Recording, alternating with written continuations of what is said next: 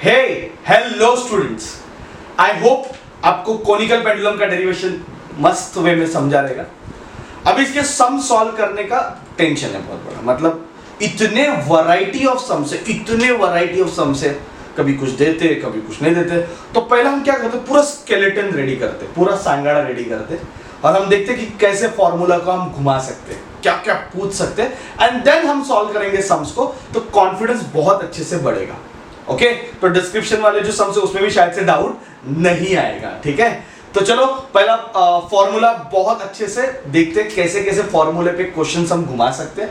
Okay सिर्फ time period का formula पढ़ के फायदा नहीं है। तो डेरिवेशन में तो हमने एक ही फॉर्मूला निकाला टाइम पीरियड का, time period is equal to 2 pi root of L cos theta upon G, बराबर कि नहीं। तो ये फॉर्मूला आपने को पढ़ा। अभी सोचो आपको R दिया है L नहीं दिया है, उसकी मर्जी है ना। R दिया है L नहीं दिया है, तो फिर कैसे करोगे सॉल्व। तो साइन थीटा है ना, अपोजिट अपॉन हाइपोटेन्यूज। मग मला सांगा L के बदले आप लिख सकते हो R upon sine theta, yes और नो, लिख सकते हो ना। तो L के बदले R अपॉन साइन थीटा लिखते हैं, तो टाइम पीरियड का फॉर्मूला बन जाएगा 2 pi root of, okay L के बदले हम लिख सकते हैं R upon sine theta into cos theta upon g. अभी cos theta upon sine theta को कॉट थीटा लिख सकते हो और लटक जाओगे। कॉट थीटा लिख के करेगा क्या, लॉग टेबल में तो टैन होता है, तो इसको कॉट मत लिखो यार, इसको टैन के फॉर्म में लिखना। हमेशा साइन कॉस और टैन के फॉर्म में आंसर रखने का कोशिश करो, कैलकुलेशन के लिए इजी है। तो sine theta upon cos theta, cos theta को नीचे लेके तो टैन थीटा हो जाएगा। मतलब अभी ये फॉर्मूला मैंने R के फॉर्म में लिखा, ठीक है। H दे दिया भाई, H दे दिया, तो H के फॉर्म में कैसे लिखेंगे। तो H क्या, व्हाट इज H, हमने यहाँ पे देखा ना। अगर मैं यहाँ पे if I apply cos theta क्या है H बाय L, तो भाई H के बदले L cos थीटा लिख सकते और L cos थीटा के बदले H लिख सकते। एक ही बात हो गई, यहाँ पे L cos थीटा तो H डाल दे। तो टाइम पीरियड का formula 2 pi root of H by G है ना, L cos थीटा को H लिखा, तो ये भी एक फॉर्मेट है। तो टोटल टाइम पीरियड के देखो मैंने कितने फॉर्मूले लिखे, 3। ये तो हमने डिराइव किया भाई, ओके, और ये दो हम सब्स्टिट्यूट करके लेके आए, ठीक है। अभी इनमें खेलने को आना चाहिए, जैसे sine theta cos theta tan theta लगा के R H L में फिर पाइथागोरस थ्योरम कभी कभी लगाना पड़ेगा, पाइथागोरस थ्योरम भी लगाना पड़ता है। I will number this is 1, this is 2, this one is 3, let me call Pythagoras theorem as 4। R square is equal to sorry यार वैसे भी लिख सकते हैं पर चलो इजी लिखते हैं, L square is equal to R square plus H square. चलो टेंशन पूछ लिया, टेंशन किसने टेंशन पूछ लिया, कुछ भी डेटा लेना, टेंशन पूछ लिया। तो टेंशन तो आपको mg से मिल जाएगा ना, T not cos theta is equal to mg, ये लगाओ टेंशन मिल जाएगा। डिपेंड्स डेटा क्या दिया, मतलब डेटा के ऊपर, प्योरली डेटा के ऊपर, या फिर T नॉट साइन थीटा लगाओ which is equal to mv square upon r, है ना। ये T नॉट साइन थीटा क्या करता है, सेंट्रीपिटल फोर्स प्रोवाइड करता है। तो ऐसा T नॉट ढूंढ सकते, cos थीटा और sin थीटा को उधर लेके जाओ, तो you can find tension also, तो टेंशन भी फाइंड कर सकते हैं। तो ऐसा कुछ भी पूछ सकते हैं, क्वेश्चन में कुछ भी पूछ सकते हैं। अभी सबसे ज्यादा हद पर तो टेक्स्टबुक एक सम में किया है, उसमें हमें पूछा है kinetic energy and increasing potential energy. क्या पूछा है, kinetic energy and increase in potential energy, ये पूछ लिया। अभी इसका मतलब क्या है, ठीक है, एकदम सिंपल। काइनेटिक एनर्जी तो 2 मिनट का काम है, काइनेटिक एनर्जी फाइंड करना 2 मिनट का काम है, उसमें कुछ प्रॉब्लम नहीं। जो बॉब ऐसा गोल घूम रहा है, जो बॉब ऐसा गोल घूम रहा है, उसका अगर काइनेटिक एनर्जी पूछा, बचपन से पढ़ रहे, काइनेटिक एनर्जी का फॉर्मूला हाफ mv स्क्वायर है ना, बचपन से कर रहे। काइनेटिक एनर्जी का फॉर्मूला हाफ mv स्क्वायर। अच्छा V क्या है, what is V? What is V? हमें पता है V इज R ओमेगा, है कि नहीं? V इज R ओमेगा, तो इसको ओमेगा के फॉर्म में भी लिख सकते हैं। तो kinetic energy is half m R square omega square, ऐसे लिख देंगे। अभी इंक्रीजिंग पोटेंशियल एनर्जी क्या? What is increasing potential energy? बात को समझो, थोड़ा सा मैं इसको एक्सप्लेन करता हूं क्योंकि ये काफी इंपॉर्टेंट है।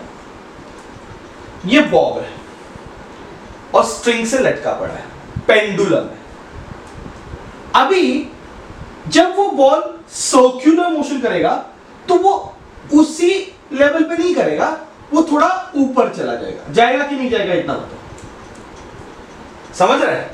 तो बॉब तो ऐसे सर्कल बनाएगा, यहां से ऐसे, बात समझ रहा है? तो बॉब का जो सर्कल बनने वाला बच्चों वो ऐसे बनेगा, तो उसका जो रेगुलर हाइट है उससे तो काफी ऊपर चला गया।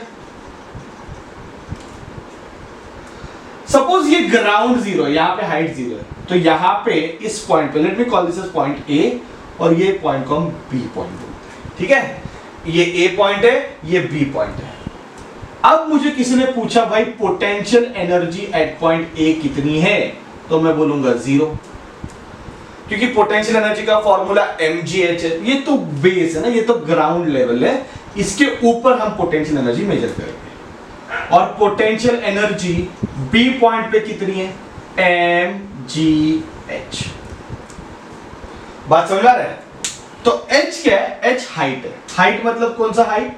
देखो यहां से एक परपेंडिकुलर ड्रॉ करो, ये हाइट है ना? ये हाइट होती है कि भाई कौन से हाइट पे चला गया, तो ये हाइट पे चला गया।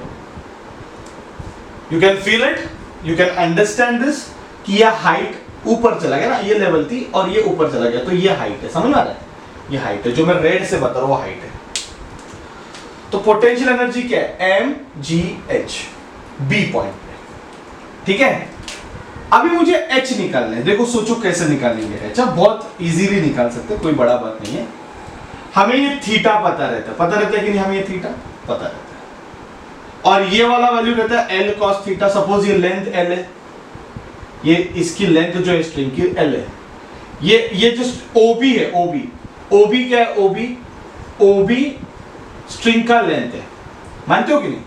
कभी जब बॉब गोल घूम रहा है, जब बॉब सर्कुलर मोशन कर रहा है, जब बॉब सर्कुलर मोशन कर रहा है, OB ये लेंथ ऑफ द स्ट्रिंग है, और जब बॉब रुका रहेगा तो OA length of the string है, मानते हो कि नहीं? तो length of the string OB OA दोनों भी लेंथ ऑफ द स्ट्रिंग है। ये बॉब की पोजीशन कभी है? जब वो रुका है, और जब वो सर्कुलर मोशन कर रहा है तब बॉब की पोजीशन कितनी है? OB है, ठीक है? और वो अपन ले लेते हैं L, ठीक है? तो OA हमें पता चल गया L है। OA कितना है? L है। मत देखिए OA कितना है? L है। चलो इसको हम नाम देते हैं C। ओके, इस पॉइंट को हमने नाम दिया C। अभी मुझे हाइट फाइंड करना है, तो हमें OC मालूम होना चाहिए। अब मुझे बताओ OC, यहां पे देख के बताओ OC क्या होता है? L cos थीटा, है ना?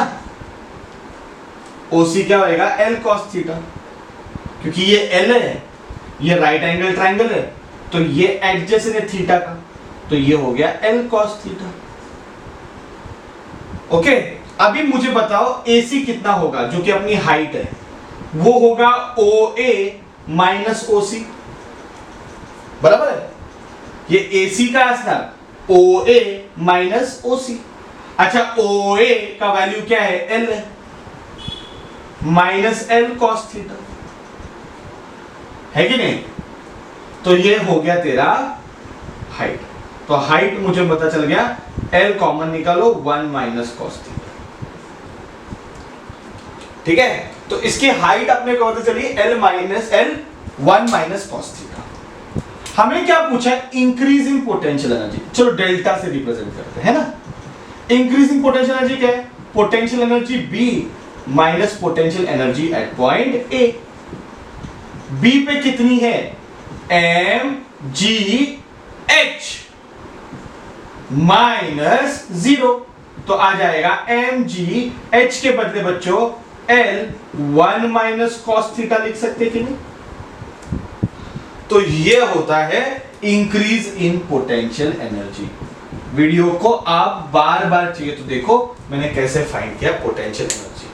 अभी टेक्स्ट बुक में डाला है तो सम सॉल्व करना पड़ेगा, न्यूमेरिकल में डाला हुआ है, वो भी अनसॉल्व वाले न्यूमेरिकल में डाला है, ठीक है।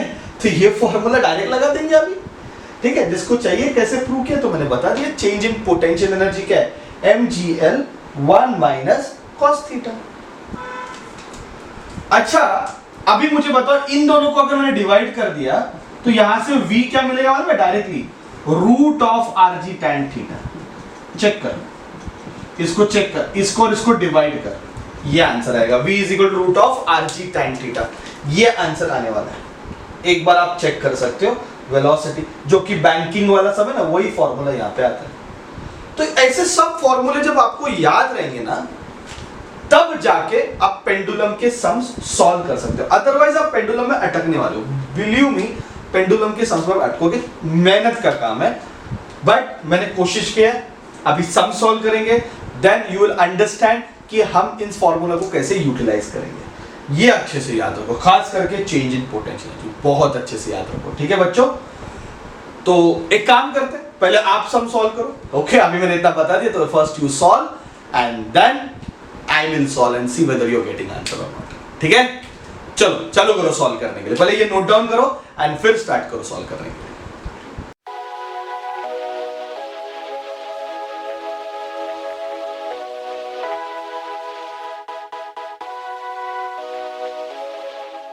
तो आया क्या सम? आई होप आपने कोशिश किया रहेगा सॉल्व करने का, आया रहेगा फैंटास्टिक। नहीं आया रहेगा नो प्रॉब्लम, मैं आपको एक्सप्लेन करूंगा। टेक्स्ट बुक का सम है, बहुत ही कॉन्फिडेंटली हम इसको सॉल्व करेंगे, ठीक है। एक कोनिकल पेंडुलम है, लेंथ दिया है 20 सेंटीमीटर। नहीं चाहिए यार, सेंटीमीटर नहीं चाहिए, मीटर में कन्वर्ट करेंगे। मीटर में centimetre to metre multiply by 10⁻², तो 0.2 मीटर हो जाएगा। अभी तो ये आया रहेगा आपको। और उस बॉब का मास दिया हुआ है 100 ग्राम, जो कि 0.1 kg। डायरेक्ट सॉल्व करने को अगर किसी ने स्टार्ट किया रहेगा, मतलब अभी भी बेसिक वीक है बहुत ज्यादा, you have to work out, ठीक है।